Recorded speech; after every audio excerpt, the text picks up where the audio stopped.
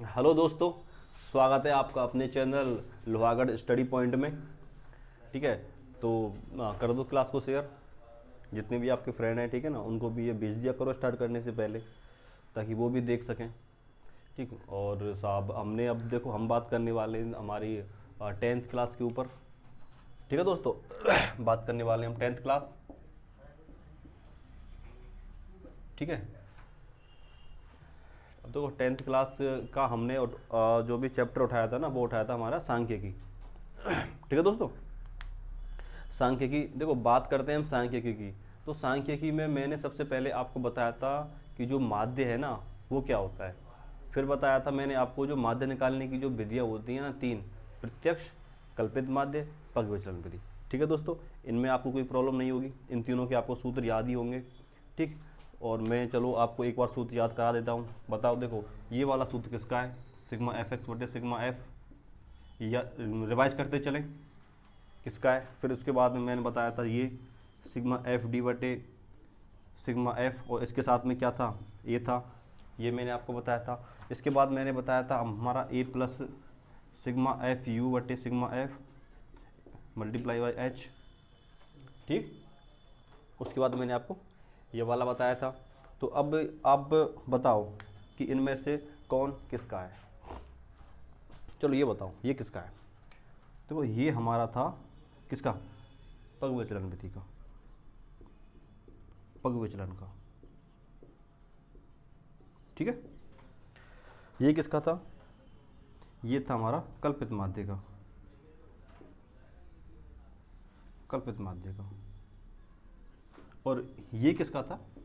ये था हमारा प्रत्यक्ष का, प्रत्यक्ष विधि का। ये मैंने आपको तीन फॉर्मूले बताए थे स्टार्टिंग में। तीनों के बेसिस पे मैंने सवाल भी आपको करा दिए थे।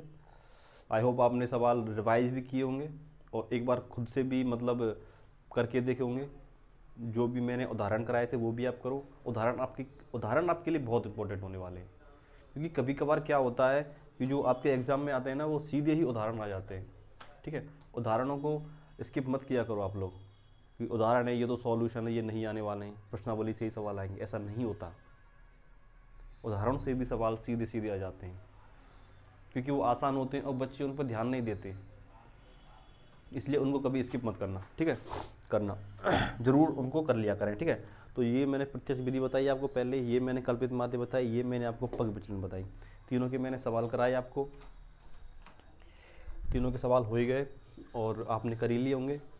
फिर इसके बाद में मैंने प्रश्नावली के सवाल भी करा दिए थे। एक दो सवाल रह गया था, वो होमवर्क के तौर पे था आपको, तो वो आपने कर ही लिया होगा। ठीक है, अब हमारा जो अगला है ना, वो एक अच्छा क्वेश्चन है, वहाँ से क्वेश्चन उठता है। ये आप विशेष ध्यान रखें, जो भी मैं अभी क्लास लेने वाला हूँ ना, वहाँ से क्वेश्चन डेफिनेटली आएगा और आता है।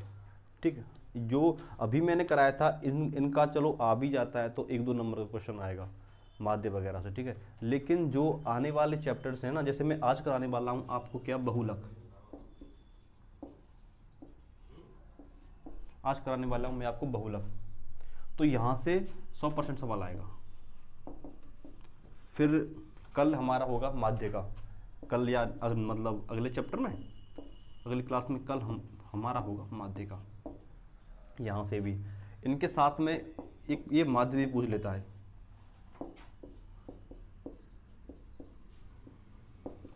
कोई भी हमारा जो भी सवाल देगा वो, उसमें क्या है कि बारंबारता देगा, उसके बाद में उसके आंकड़े दे देगा। आंकड़े देने के बाद में हमसे कहेगा कि इसका बहुलक ज्ञात करो और इसका जो माध्य है ना वो भी ज्ञात करो, बहुलक प्लस में माध्य ज्ञात करो। या फिर दे देगा इसकी माध्यिका निकालो और माध्यिका के साथ साथ हमारे लिए माध्य भी बताओ कि इसका माध्य क्या होगा। दो एक साथ आएंगे। और ये ना आपका जो फोर्थ सेक्शन होता है ना आपका, ये तो आपको पता ही होगा, 4 सेक्शनों में आपके क्वेश्चन आते हैं। फर्स्ट मतलब एक दो लाइन के फिर थोड़ा सा बड़ा, फिर थोड़े से बड़े, और फोर्थ सेक्शन सबसे बड़ा आता है। शायद वो एक क्वेश्चन मेरे हिसाब से 10 नंबर का आता है, 10 एक क्वेश्चन 10 नंबर का आता है शायद, कंफर्म नहीं है, देख लेना। लेकिन फोर्थ सेक्शन से इसमें से एक क्वेश्चन जरूर बनेगा, इस बात का विशेष आप ध्यान रखें। तो ये वाली जो क्लास है ना हमारी, काफ़ी इंपॉर्टेंट होने वाली है, ठीक है। और इसका सबसे पहले हमारा तो क्या है कि हमें बहुलक पता होना चाहिए कि बहुलक का जो फॉर्मूला क्या है और बहुलक कहते किसे हैं, ठीक। तो अब बात करते हैं बहुलक की, कि बहुलक होता क्या है, कहते किसे हैं, और इसका फॉर्मूला क्या है बहुलक की। देखो बहुलक में क्या होता है कि जब मैंने स्टार्टिंग में आपको बताया था कि जिसकी बारंबारता ज़्यादा होगी, वो हमारा क्या होगा, बहुलक होगा, ठीक। इसका हम एक बेसिक उदाहरण से करते हैं, ठीक है। बेसिक उदाहरण से क्या होगा कि आपको अच्छे से याद हो जाएगा, ठीक है। जैसे हम कुछ आंकड़े ले लेते हैं, कुछ आंकड़े ले लीजिए, जैसे 2 हो गया, 3 हो गया, 6 हो गया, 4 हो गया, 6 हो गया, 3 हो गया, 6 हो गया, 2 हो गया, 5, 4, 6, 6, 4, 3, 6, 8, 8, 6, ठीक। ये हमारे कुछ क्या हो गए, कुछ आंकड़े हो गए, ठीक। अब बात करते हैं इनके हम, कि इनको अभी हमसे क्वेश्चन आ गया कि इनकी जो है इनका बहुलक ज्ञात करो। क्या ज्ञात करो हमारे लिए, इनका बहुलक ज्ञात करो। और ये हमारे लिए क्या हो गए, ये आंकड़े आ गए। तो इनमें से हमें बहुलक ज्ञात करना है, तो बहुलक कैसे निकालेंगे, इनका बहुलक कैसे निकालेंगे। तो बहुलक की एक खासियत है कि जो सबसे ज़्यादा बार आएगा वो हमारा बहुलक होगा, या फिर हम कहें जो बारंबारता सर्वाधिक आती है वो हमारी बहुलक होगी। अब देखो यहाँ पे सब सर्वाधिक बार क्या आया है, तो देख लो आप, 2 से स्टार्ट करें, 2 हमारा 2 बार आया है ओनली, ठीक है। अच्छा 3 की बात करें तो 3 भी 2 बार है, ठीक है। उसके बाद 6 की बात करो, देखो 6 की बात करो, 1, 2, 3, 4, 5, 6, इसके बाद में 4 भी 3 बार है, ठीक है। उसके बाद में 6 ले लिया हमने, उसके बाद 5 1 है और 8 2 है, ठीक है। तो यहाँ पे जो भी इसका बहुलक होगा ना, क्या होगा हमारा, 6 होगा। क्या होगा, बहुलक 6 होगा। कैसे ज्ञात किया, क्योंकि इसकी जो भी बारंबारता है वो ज़्यादा है, या फिर ये कहें कि ये सबसे ज़्यादा बार विद्यमान है, इसलिए इसकी क्या होगा, बहुलक क्या होगा, 6 होगा। यहाँ तक आपको समझ में आया, पता चल गया होगा कि बहुलक कहते किसे हैं, बहुलक कैसे निकाला जाता है। तो ये आपको बहुलक, ये हमारा जो भी बहुलक है ना, ये हम अवर्गीकृत के लिए लेते हैं। इस प्रकार हम ज्ञात करते हैं, किसके लिए, अवर्गीकृत के लिए, अवर्गीकृत के लिए लेते, ठीक है। अब इसका और उचित तरीका क्या है करने का, बात करते हैं उचित तरीका करने का। अगर हमारे लिए ये क्वेश्चन आ जाए, क्या आ जाए, ये हमारे लिए क्या हो, एक क्वेश्चन हो और इसमें पूछे कि हमारे लिए क्या याद करो, बहुलक याद करो, तो हम सीधा ऐसे नहीं लिखेंगे कि ये सर्वाधिक बार है तो ये हमारा क्या हो गया, बहुलक हो गया। नहीं लिखना, ऐसे नहीं लिखना है। सबसे पहले हमें यहाँ पे इसकी एक सारणी बनानी है।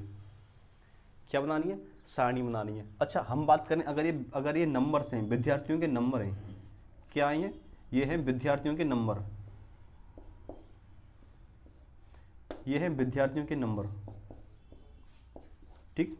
तो अभी हमें सारणी बनानी, तो कैसे बनाएंगे, या तो हमें क्षैतिज रूप में बना लो या हमें ऊर्ध्वाधर बना लो, जो भी आपको लगे, ठीक है। तो देखो एक तरफ लिख लेते हैं हम विद्यार्थियों के नंबर, एक तरफ लिख लेते हैं हम विद्यार्थियों के नंबर, और एक तरफ लिख लेते हैं इनकी बारंबारता है।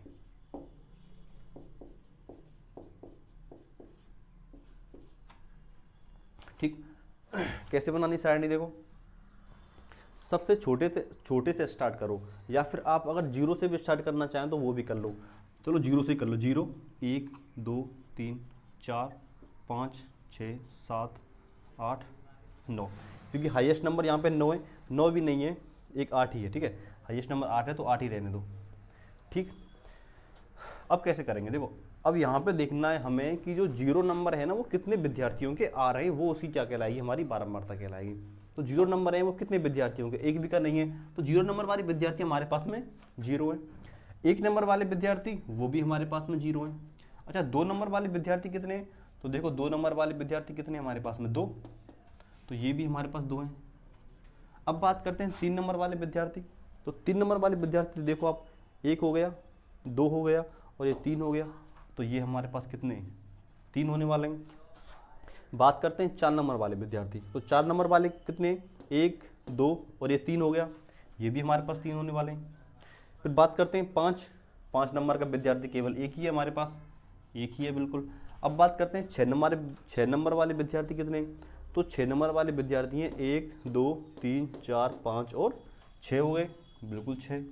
उसके बाद करते हैं 7 नंबर वाले, एक भी नहीं है। 8 वाले कितने, तो 2 हैं। ठीक, ये हमारा क्या हो गया, सारणी बन के तैयार हो गई। ठीक, अब हमें यहाँ पे देखना है कि सबसे ज़्यादा बारंबारता किसकी है। बताया था मैंने आपको, तो सबसे ज़्यादा बारंबारता किसकी है, 6 की। 6 और 6 कितने नंबर वाला है, 6 नंबर वाला। ठीक है, ये जो 6 है ये कितने नंबर वाला है, 6 नंबर वाला है। ठीक, तो यहाँ पे लिखेंगे कि सर्वाधिक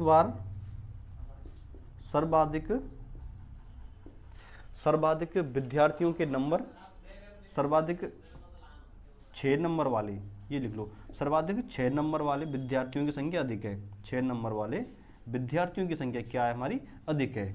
6 नंबर वाले विद्यार्थियों की संख्या अधिक है, बिल्कुल अधिक है। अतः इसकी बारंबारता कितनी होगी, अतः इसकी जो बहुलक है, सॉरी बहुलक याद करना है, ठीक है, अतः इसका बहुलक 6 होगा। ये 6 इसलिए नहीं है कि ये 6 बार आया है, नहीं, ये 6 इसलिए कि 6 नंबर के जो भी हमारे जो भी विद्यार्थी है ना वो सर्वाधिक है। ये 6 नहीं है, ये वाला 6 है। ठीक है, ये वाला 6 बहुलक होगा, ये वाला, ये हमारा बहुलक होगा। ठीक, एक अब आपकी बुक में एक उदाहरण भी दिया हुआ है इसी के आधार पे, और मैंने बताया था ये वाला जो है ये अवर्गीकृत है, अवर्गीकृत है। अवर्गीकृत अगर आ गया तो आपका सोने पर सुहागा है, आप सरलतम रूप में कर दोगे, ये बस सारणी बनानी है। ठीक है, और यहाँ पे देखना है कि सर्वाधिक जो भी है हमारी बारंबारता वो किस नंबर की सर्वाधिक है, और जिस नंबर की सर्वाधिक होगी वो हमारा क्या होगा, बहुलक होगा। ये हमारे हो गए कंसेप्ट क्लियर, वो किसके लिए, अवर्गीकृत के लिए। ठीक है, इसको आप एक बार देख लो या फिर नोट डाउन कर लो।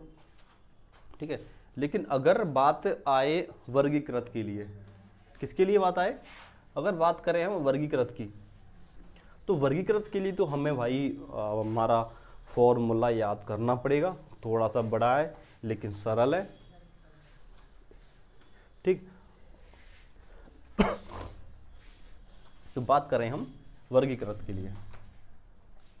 ठीक है दोस्तों, वर्गीकृत के लिए बात करें हम वर्गीकृत के लिए, यहां बात करने वाले हैं वर्गीकृत के लिए, वर्गीकृत वाला। ठीक है, अगर वर्गीकृत बारंबारताएं दी हुई हों या वर्गीकृत हमारे जो भी वर्ग अंतराल वाले, ठीक है, इससे मतलब वर्ग अंतराल वाले से, ठीक है, वर्ग अंतराल वाला हो, या फिर आप ये भी लिख लो ताकि आपको याद रहे, वर्ग अंतराल वाली, सरलतम रूप में। ठीक है, सरलतम रूप में ही वर्ग अंतराल वाले क्वेश्चन। ठीक, अभी मैं आपको, चलो वो मैंने सवाल शायद मिटा दिया, लेकिन उसी के आधार पे देख लेते हैं। लेकिन एक सवाल और मतलब अलग से देख लो आप, छोटा सवाल लेते हैं एक, और सूत्र याद करने से पहले पता होना चाहिए कि सूत्र आया कहाँ से है, ताकि हमारा जो भी कंसेप्ट है वो अच्छे से क्लियर हो। ठीक है, और हम भूलें ना, सबसे उचित बात तो ये है, भूलने नहीं चाहिए आप लोग, फिर फ़ायदा क्या अगर भूल ही जाओ तो सबसे पहले हम देखते हैं कि सूत्र में मतलब सबसे पहले सूत्र बनाने बताते हैं आपको कि ये कहाँ से सूत्र आया, फिर हम बाद में याद कर लेंगे सूत्र, तो नॉर्मल हो जाएगा। ठीक, अगर हम जैसे अभी हमने लिया था विद्यार्थियों के नंबर लिए थे ना, चलो ऐसा ही एक सवाल ले लेते हैं, विद्यार्थियों के नंबर, विद्यार्थियों के क्या हो गए, नंबर हो गए। ठीक है, ये उनकी क्या हो गई, बारंबारता होगी, ये हमारी हो गई बारंबारताएं। ठीक, अगर कोई नंबर 0 से 5 नंबर वाले विद्यार्थी अगर 5 हैं, अगर और 5 से 10 नंबर वाले विद्यार्थी हमारे 10 हैं, और 10 से और हम 15 नंबर वाले विद्यार्थियों की बात करें तो वो हमारे 8 हैं, और हम बात करें हमारे 15 से 20 नंबर वाले विद्यार्थी, 15 से 20 नंबर वाले विद्यार्थी हमारे 7 हैं। ठीक है, ये हमारी क्या हुआ, हमारा एक सवाल आया, और सवाल में पूछा कि इनका क्या ज्ञात करो, बहुलक निकालो। हमारे लिए सवाल आया कि इसका बहुलक ज्ञात करो। अच्छा अब देखो ये अलग है, मैंने जो आपको अभी जो कंसेप्ट बताया वो क्या था, वो एक अवर्गीकृत के लिए था। उसमें क्या बताया मैंने आपको कि जिसकी बारंबारता सर्वाधिक होगी वो हमारा क्या होगा, बहुलक होगा। लेकिन यहाँ पे ऐसा नहीं है, यहाँ पे सीन थोड़ा अलग है। इसके वर्ग अंतराल दिए हुए हैं, वर्ग अंतराल में हम कैसे ज्ञात करें बहुलक क्या है क्या नहीं है, ठीक है। तो उसके लिए हमारे पास क्या होता है, फॉर्मूला होता है, एक फॉर्मूला, ठीक। सबसे पहले हम उसके लिए एक वर्ग अंतराल निश्चित करते हैं, वर्ग अंतराल, उसी वर्ग अंतराल को लेकर के, उसी वर्ग अंतराल को माध्य बना के हम, ठीक है, उसी के आधार पे वो सवाल हमें हल करना होता है, ठीक। तो सबसे पहले हमें एक वर्ग अंतराल चुनना होता है। अच्छा अब देखो 4 दिए हुए हैं वर्ग अंतराल, तो हम उनमें से कौन सा चुनें, तो सीधी सी बात है, हम बहुलक ज्ञात कर रहे हैं तो जिसकी बारंबारता सर्वाधिक होती है हम उसी बहुलक, उसी वर्ग अंतराल को चुनेंगे। तो किसकी बारंबारता सर्वाधिक है, 10 नंबर वाले की सर्वाधिक है, तो हमारा ये वाला हो गया, हमारा ये हो गया हमारा मेन। सबसे पहले तो हमें ये देखना है, सबसे पहले हमें वर्ग अंतराल देखना है, किस वर्ग अंतराल को आधार बना के हम हमारा सवाल हल करते हैं। तो ये हमें ये देख लिया हमने। इसके बाद में हम बात करते हैं सूत्र की हमारे कि जो बहुलक ज्ञात करते हैं उसका फॉर्मूला क्या होता है। देखो बहुलक का फॉर्मूला बहुलक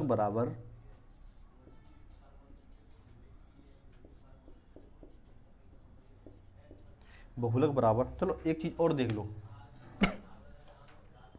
एक चीज और देख लो कि जब हम हल करेंगे ना इस सवाल को, जब हम सवाल को हल करेंगे तो ये वाले हैं ना, इसको आप, इसको जो है ये हमारा एल हो जाएगा, मतलब लोअर लिमिट, ठीक है ना, जो भी है अंक, ठीक है, इससे हम क्या बोलेंगे एल। चलो रेड पेन से देख लेते हैं, इसकी नंबरिंग कर दे रहा हूं मैं, और क्या क्या होते हैं वो मैं आपको बताने वाला हूं अभी, ठीक है। एल बोलते हैं, इसको हम F1 बोलते हैं, इसको हम F2 बोलते, F0 बोलते हैं, इसको हम F2 बोलते हैं, समझ में आया। और जो इनके बीच के जो भी अंतराल है ना, इनका जो भी अंतर है, वर्ग अंतराल है, वर्ग अंतराल कितने अंक का है, और वर्ग अंतराल कितने का है, वर्ग अंतराल हमारा 5 का है।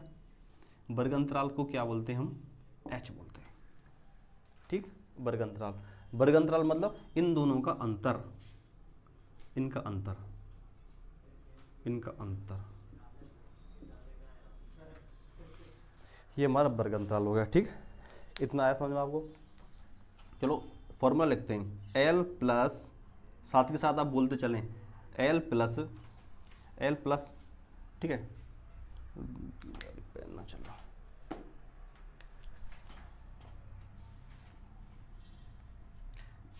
L plus F1 minus F0, F1 minus F0, ठीक है, F1 माइनस F0। अच्छा F1 मतलब क्या है, इसका देखो जो सर्वाधिक होगा ये हमारा सर्वाधिक होगा, सर्वाधिक होगा, इसलिए हम सर्वाधिक हमारा F1 पहले, ठीक है। F1 माइनस, फिर है 2F1 minus F0 minus F2 multiply by H, ये याद रखना है आपको बहुलक के लिए। और सवाल भी ऐसा ही आएगा, एक माध्य का होता है, उसका फॉर्मूला मैं आगे बताने वाला हूँ। ये 2 सूत्र सबसे बड़े हैं इस प्रश्नावली के अंदर, और इनको याद करने में सबसे सर्वाधिक बच्चों को क्या होती है, कठिनाई होती है। कुछ नहीं है, देखो सबसे पहले हमें लिखना क्या है, F0, ये तो हमें याद ही होगा, एक L होता है, एक L होता है, एक F0 होता है, एक F1 होता है, एक F2 होता है, 4 डिजिट आपको याद ही होंगे, ठीक है। अब हमें सूत्र में रखना कैसे है, देखो मैंने क्या बताया, सबसे पहले आपको यहाँ पे वर्ग अंतराल लेना है, एक वर्ग अंतराल निश्चित करना है। निश्चित कौन सा वर्ग अंतराल करेंगे, जिसकी बारंबारता सर्वाधिक होगी, ठीक है, सर्वाधिक बारंबारता होगी वो हमारा F1 होगा, जिसकी सर्वाधिक बारंबारता होगी वो हमारा F1 होगा। उससे पहले वाला, F1 से पहले F0 आता है, F1 के बाद F2 आता है, हो गया याद, ठीक। जो भी हमने वर्ग अंतराल चुना उसकी जो भी लोअर लिमिट है वो हमारी L होगी, निम्न सीमा है वो हमारी L होगी। उसके बाद में जो वर्ग अंतर होगा हमारा, वर्ग अंतर होगा, वर्ग अंतर लिख लो, अंतराल को छोड़ दो, वर्ग अंतर होगा हमारा वर्ग अंतर होगा वो h होगा हमारा। ठीक हो गए पांचों कॉन्सेप्ट क्लियर। उसके बाद देखो l प्लस, इतना भी याद हो जाएगा आपको, l प्लस हो गया। ठीक है, F1 आगे आएगा, F1 आगे आएगा। क्यों आएगा सबसे पहले? सबसे पहले इसलिए आएगा क्योंकि उसकी बारंबारता अधिक है, वो सबसे बड़ा है, सबसे बड़ा है। अगर यहाँ पे F0 माइनस F2 आता तो माइनस में आते, क्योंकि F1 सबसे बड़ा होता है, जो सबसे बड़ा होता है वो सबसे पहले आता है। तो F1 माइनस F0 ये हो गया आप क्लियर, ऊपर क्लियर हो गया। F1 माइनस F0 क्लियर होगा, L plus F1 minus F0, L plus F1 minus F0, साथ के साथ रिपीट करते चलें सर्वाध, ठीक है, याद हो जाएगा, आसान है। F1 minus F0 same F1 minus F0 नीचे है, F1 माइनस F0 सेम नीचे है, लेकिन यहाँ पे जो F1 है वो दुगना है, F1 दुगना है। F1 to F1 minus F0 same है, इसमें से F2 और घटा दो, लास्ट में F2 घटा दो और F1 को दुगना कर दो, गुणा H कर दो, हो गया। एक बार आप याद करो, L plus F1 minus F0 बटा 2F1 minus F0 minus F2 multiply by H, याद हो गया। अब हमें लिख तो लेते हैं कि ये होता क्या है, ये तो मैं समझा दिया आपका कि क्या है F0 क्या है, F1 क्या है, H क्या है और L क्या है, ये समझा दिया आपको, याद भी हो गया वो। लेकिन क्या है, हमें याद लिखित में होना चाहिए ना हमारे पास में, ये होते क्या क्या है, होते क्या क्या है वो हमारा क्या होना चाहिए, लिखित में होना चाहिए। तो हम L से स्टार्ट करते हैं। L क्या है हमारा? L होता है जो हमने वर्ग अंतराल चुना है ना, सर्वाधिक जो भी हमारी बारंबारता आई है उसका जो वर्ग अंतराल है ना, उसकी निम्न सीमा होती है, ठीक है ना। तो L बराबर हमारी एक निम्न सीमा हो गई,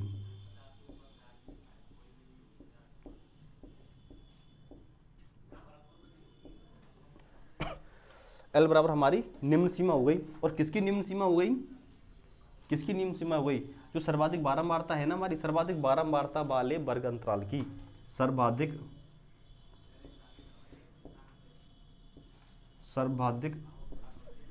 बारंबारता वाले, सर्वाधिक बारंबारता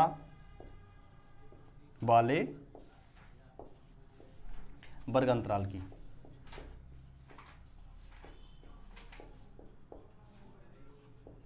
ठीक, L याद हो गया आपको। उसके बाद में करते हैं हम F1 की बात करते हैं। F1 की हम बात करते हैं। F1 क्या होता है? F1 होता है हमारा जो भी वर्ग अंतराल है ना, जो भी बारंबारता है, जो भी बारंबारता आई है वो वाली हमारी F1 कहलाएगी, ठीक है ना, जो सर्वाधिक आई है, ठीक है ना, सर्वाधिक आने वाली बारंबारता, ठीक है ना, ये हमारी क्या होगी? सर्वाधिक आने वाली बारंबारता।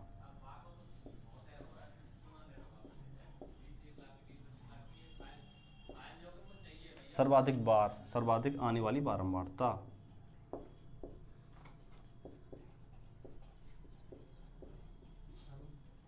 सर्वाधिक आने वाली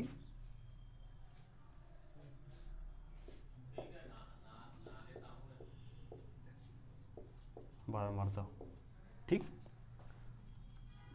फिर बात करते हैं F0 की, ठीक है ना, जो भी, अब F0 क्या है? F0 जो भी सर्वाधिक आई है ना उससे पहली वाली, F0 हमारी सर्वाधिक आई है ना उससे पहले वाली, ठीक है ना। तो इस F1 से पहले, तो यहाँ पे लिख लेते हैं F1 से पहली बारंबारता, F1 से पहली बारंबारता, ठीक।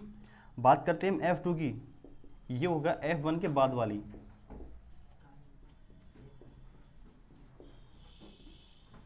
ठीक। और जो H होता है ना हमारा, H हो गया हमारा क्या, जो भी इनका अंतर है ना, वर्ग अंतर, क्या हो गया हमारा? ये हो गया हमारा वर्ग अंतर, ये हमारा होने वाला, ठीक है। देख लो आप एक बार ये पढ़ लो, और स्क्रीनशॉट लेना चाहो तो वो भी ले लो, फिर बात आगे करते हैं।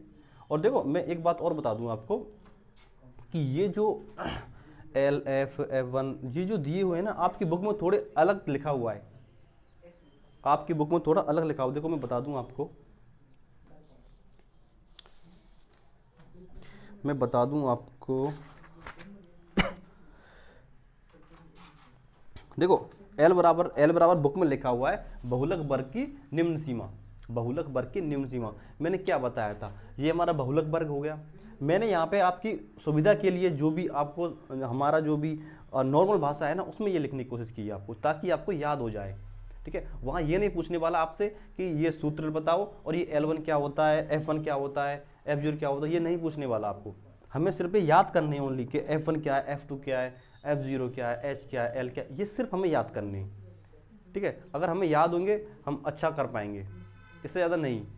ठीक है, कहीं आप ये बोलो कि बुक से तो बुक में अलग लिखा हुआ नहीं, मतलब यही है। मैंने निम्न सीमा लिख दी, इसके बाद लिख दिया सर्वाधिक बारंबारता वाले वर्ग अंतराल की। सर्वाधिक बारंबारता 10 की है, इसके वर्ग अंतराल L1 यही है। और बुक में लिखा हुआ है जो हमारा बहुलक वर्ग है ना, बहुलक वर्ग है उसका निम्न सीमा, लेकिन बात वही है। ठीक, फिर हमारा H लिखा हुआ है वर्ग अंतराल की माप। वर्ग अंतराल की माप, अच्छा कोई कह दो, जैसे आपको सुनो अभी वर्ग अंतराल की माप, अरे यार ये वर्ग अंतराल की माप क्या होती है, थोड़ा कन्फ्यूजन पैदा होगी। लेकिन मैं कह दूं जो वर्ग अंतराल है ना उसका वर्ग अंतर क्या है, वर्ग अंतर H है। वर्ग अंतराल का वर्ग अंतर क्या है, H है, नॉर्मल है, वर्ग अंतर हमारा H है, तो वो H हो गया। ठीक, इसी प्रकार देखो F1 क्या है, F कहा गया है बहुलक वर्ग की बारंबारता। बहुलक वर्ग की बारंबारता, ये हमारा बहुलक वर्ग। मैंने बताया था ना कि एक हमें जो भी यहाँ पे है ना, एक हमें निश्चित कर देना है कि इसके आधार पे हम सवाल हल करने वाले हैं। तो वो बहुलक वर्ग हो गया, इसकी बारंबारता F1 हो गई, इससे पहली F0 हो गई, इसके बाद वाली F2 हो गई, सिर्फ यही है। ठीक है, ये हमारा ये ठीक बाद वाली ठीक पहले वाली यही हमारा लिखा हुआ है। ठीक, तो ये आप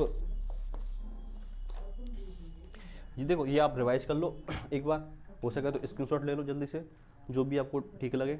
ठीक है, और ये आप लिखते लिखते याद करते करते लिखना। ठीक है, करो, नोट डाउन करो।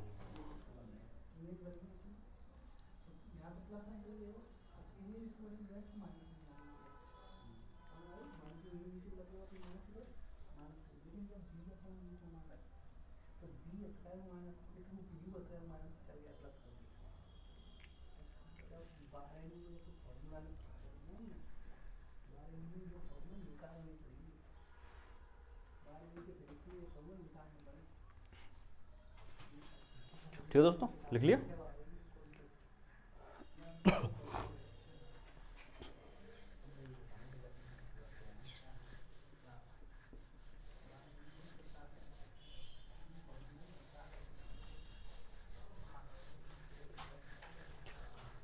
देखो हमारा एक उदाहरण दिया हुआ है, पहले उदाहरण को देख लेते हैं, फिर उसके बाद एक सवाल कर लेंगे। क्योंकि आप अगर मैं कह दूं आप उदाहरण कर लेना देख लेना तो आप करोगे नहीं, पता है मुझे, कोई ध्यान नहीं देता उदाहरणों की तरफ, लेकिन उदाहरण बहुत ज़रूरी है। ठीक, चलो पहला उदाहरण ले लेते हैं।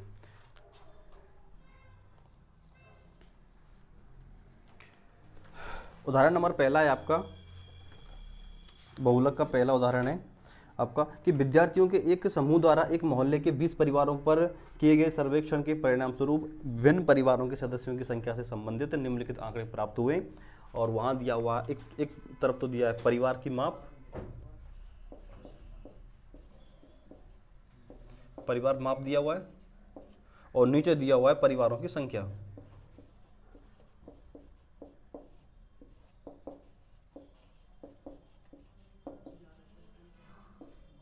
ठीक,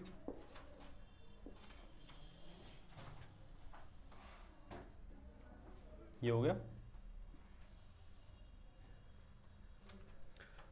1 से 3 तक, 3 से 5 तक, 5 से 7, 7 से 9 और 9 से 11।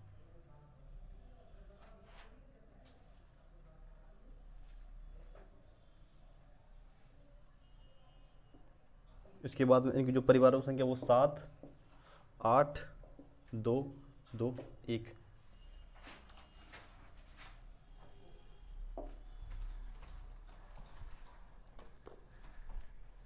ठीक है, ये हमारा एक सवाल हो गया। इसमें ज्ञात करना है हमें बहुलक, इसका बहुलक निकालो। ठीक है, बहुलक के साथ साथ हम माध्य भी निकालेंगे। ठीक है, इसका हमें बहुलक के साथ साथ माध्य भी निकालेंगे बाद में, बहुलक प्लस माध्य दोनों निकालते दिखते हैं। ठीक है, बुक में आपको सिर्फ बहुलक दिया हो, बहुलक निकालो, लेकिन माध्य भी निकालेंगे साथ में इसका। तो देखो मैंने सबसे पहले क्या बताया था आपको, सबसे पहले हमें जो भी हमारी बहुलक सर्वाधिक आई है, सर्वाधिक बारंबारता आई है, वो हमें वर्ग अंतराल उठाना है। ठीक, तो यहाँ पे जो भी सर्वाधिक आई है हमारी, तो वो बताओ वो क्या है हमारा। देखो 8 है, ये सर्वाधिक बार है, तो हमारा ये हमें लेना है, मतलब पूरा पूरा काम है वो इस पे होने वाला है। ठीक, इसके बाद में मैंने आपको बताया था कि जो भी हमारी सर्वाधिक बारंबारता प्राप्त होगी उसको हम क्या बोलते हैं, F1 बोलते हैं। ठीक है दोस्तों, उससे पहले वाली को हम F0 बोलते हैं, उसके बाद वाली को हम F2 बोलते हैं। जो भी वर्ग अंतराल है उसकी जो निम्न सीमा है इसको हम L बोलते हैं, और इसका जो वर्ग अंतराल है, जो वर्ग अंतर होने वाला है उसको हम क्या बोलते हैं, उसको हम H बोलते हैं।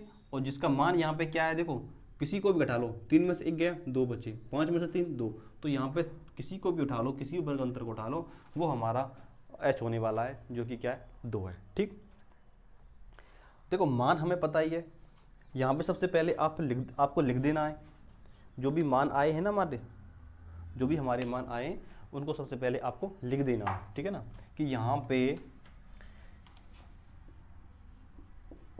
यहाँ L बराबर हमारा क्या है 3 है, L बराबर 3 हो गया, H बराबर 2 है, F1 बराबर 8 है, F0 बराबर 7 है, और F2 बराबर हमारा कितना है 2 हो गया।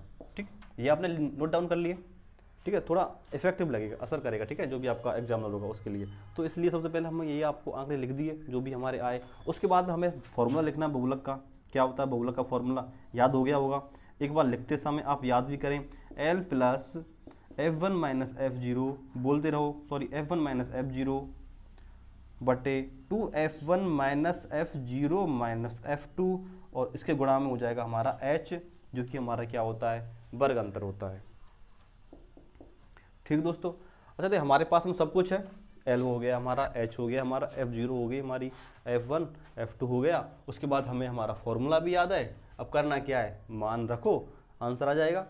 देखो L हमारा क्या होने वाला है यहाँ पे 3, तो यहाँ पे 3 लिखो, 3 प्लस F1 क्या होने वाला है, F1 हमारा 8 है यहाँ पे, तो सबसे पहले यहाँ पे 8 लिखो। इसमें से क्या घटाना है हमें, F0 घटाना है, जो F0 क्या है हमारा यहाँ पे 7 है। ठीक, अब देखो 2F1, तो 2 का गुणा F1 से, F1 क्या है 8 माइनस F0 क्या है 7, F2 क्या है 2, H क्या है गुणा में 2। ठीक, आसान है यहाँ तक, आसान है। ठीक है, कोई दिक्कत नहीं, करो साहब नीचे। तो देखो 3 प्लस घटाओ, 3 प्लस 8 में से 7 गया, 1 बच्चा। ठीक साहब, देखो 8 दूना 16, 16 में से 7 और 2 माइनस किए तो माइनस माइनस जुड़ते हैं, तो 7 और 2 क्या हो गए 9 हो गए, गुणा में क्या हो गया हमारा 2 हो गया। ठीक है, इधर देख लो अब 3 प्लस 1 बटा 16 में से 9 गए तो कितने बचे बताओ, 7। ठीक साहब, 7 हो गए, गुणा में क्या हो गया 2 हो गया। तो देखो यहाँ पे गुणा में 2 हो गया, तो इसको ऐसे भी लिख दें, 3 प्लस 2 बटे 7। ठीक, अच्छा अब देखो यहाँ से करने के आपको 2 हो जाते हैं कि आप करते कैसे हो। ठीक है, अगर यहाँ से 2 प्रकार से करना होता है, या तो आप ऐसे कर लो, या फिर देखो अलग से दो तरीका से आपको सरलतम रूप में करना है, सबसे सरलतम रूप, क्योंकि सवाल बहुत हैं तो आसानी जो भी लगे वो आप कर लेना। देखो एक तो ये कि आप 7 यहाँ पे हमारा लिए लो, और 7 हमारा 21 होता है, प्लस में 2 कर दो, और 23 बटा 7, अब भाग दे लो जो भी आएगा यहाँ पे। ठीक, एक हमारा ये होता है कि 3 को 3 रहने दो, अब 2 में भाग दे लो, आप 2 में भाग दोगे 7 का, तो देखो पॉइंट लगा लो, आगे 0 बढ़ा लो, तो 7 दूना क्या हो गया हमारा 14 हो गया। ठीक, क्या बच गया 6, पॉइंट लगा हुआ है 0। ठीक है, तो 7 8 56 हो गए हमारे, 8 बार चला गया 56 हो गए, 4 बचा, फिर 0 ले लो, 35 5 35 5, तो नहीं जाएगा, तो आप पॉइंट के बाद 2 अंक तक ले सकते हो, 3 अंक तक ले सकते हो, लास्ट इतना ही लो। ठीक है, तो यहाँ पे हमारा पॉइंट 285 हो गया। तो हमारा जो बहुलक आ गया वो आ गया 3.285। एक तो ये, एक ये कि आप अब साथ में भाग दे लो, आएगा वही 3.285। ठीक, ये हमारे क्या होने वाले आंसर होने वाले हैं। ठीक है, ये सब मेरे हिसाब से ये आपको बेस्ट है, थोड़ा आसान भी रहेगा, तो आप इस तरीक़ा से हल करें। ठीक, ये हमारा उदाहरण है, जो भी हमारा जो प्रश्नावली है उसका सवाल नहीं है, तो ये आप नोट डाउन करें, फिर हम क्वेश्चन कराते हैं। ठीक है दोस्तों,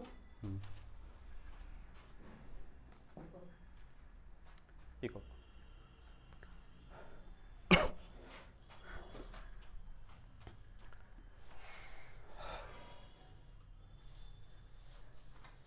ठीक है दोस्तों, तो ये आपको समझ में आया।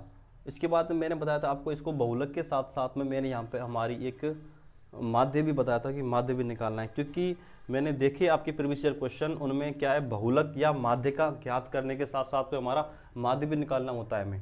ठीक है, और देखो माध्य तो आसान है, हमने सीखा हुआ है माध्य निकालना तो। ठीक है, तो देखो ये हमारी x हो गई, माध्य के लिए बात कर रहा हूँ मैं, अब माध्य की बात कर रहा हूँ, और माध्य की सबसे सरलतम रूप हमारी प्रत्यक्ष विधि है, सिग्मा एफ एक्स बटे सिग्मा एफ, याद ही होगा आपको। ठीक, ये हमारा क्या हो गया, एफ हो गए। ठीक है साहब, उसके बाद में हम देखो वर्ग अंतराल को हटाएंगे, अवर्गीकृत करेंगे, इसको अवर्गीकृत कर दो।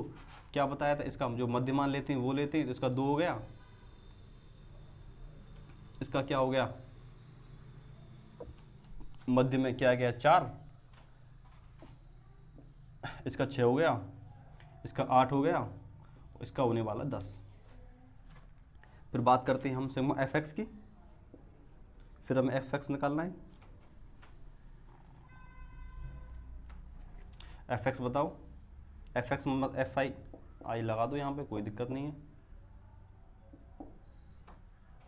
एफ एक्स का गुणा करो, देखो एफ और एक्स का गुणा करो तो 7 दूना क्या हो गया यहाँ पे 14, 8 चौका क्या हो गया 32, 6 दूना 12, 8 दूना 16 और 10 का 10। यहाँ तक क्लियर आपको? ठीक, हमारा माध्य का फॉर्मूला क्या था, माध्य बराबर था हमारा जो सिग्मा एफ एक्स है उसका बटे सिग्मा एफ। ठीक है, आई बराबर 1 से n तक, आई बराबर 1 से n तक। यहाँ तक कोई समस्या नहीं है आपको?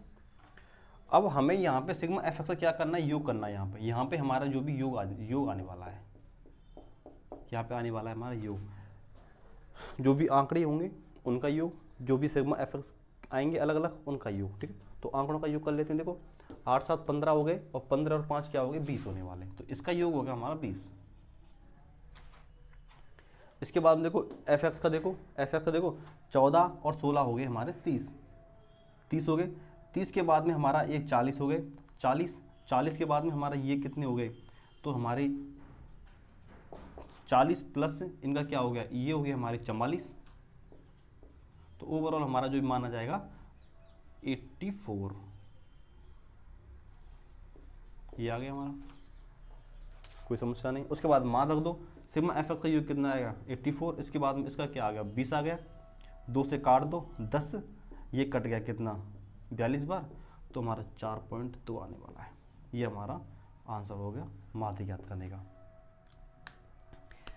ठीक है दोस्तों, तो आज हमने देखा कि बहुलक कैसे ज्ञात करते हैं, बहुलक निकालने का जो फॉर्मूला है वो भी हमने देखा, और आई होप आपको याद भी हो गया होगा। ठीक है, आप रिवाइज करते रहें साथ के साथ में। इसके बाद मैंने इससे पहले जो भी हमने क्लास ली थी उनमें हमें माध्य के बारे में बताया था आपको, माध्य की 3-4 विधियाँ जो भी हैं वो भी मैंने आपको बता दी। ठीक, इसके बाद में जो भी हमारा जो इम्पोर्टेंट प्रश्नावली वो यही है जो चल रही है बहुलक, और इससे अगले वाली जो अगली वाली है ना वो भी माध्य का हमारी, ये दोनों हमारी काफ़ी इंपॉर्टेंट है। और जहाँ तक है इससे 10-12 नंबर का सवाल आता है बड़ा वाला, वो भी यहीं से आने वाला है। ठीक है, तो उचित ढंग से पढ़ें। ठीक है, हमारे जो फॉर्मूला हैं वो ना भूलें, जितना हो सके उतना रिवाइज करें, और क्वेश्चन अधिक से अधिक करने की कोशिश करें ताकि हमें ये रट जाएं। ठीक है, तक हम जितना अधिक करेंगे ना उतना ही हमें आसान लगेगा ये जो हमारा जो भी फॉर्मूले वगैरह हैं, ठीक है। रिवाइज करते रहें बार बार में, ठीक है। और इस बात का विशेष ध्यान रखें कि आपके जो भी फ्रेंड सर्कल है ना उनको ये वीडियो शेयर कर दिया करें, ठीक है, ताकि वो भी देख लिया करें, आपको जितना हो सके उतना शेयर करो, ठीक है। और लाइक जो भी आपको प्रॉब्लम लगे उसके लिए हमारे कमेंट बॉक्स खुले हुए हैं, वो भी आप कर दो, ठीक है दोस्तों। धन्यवाद।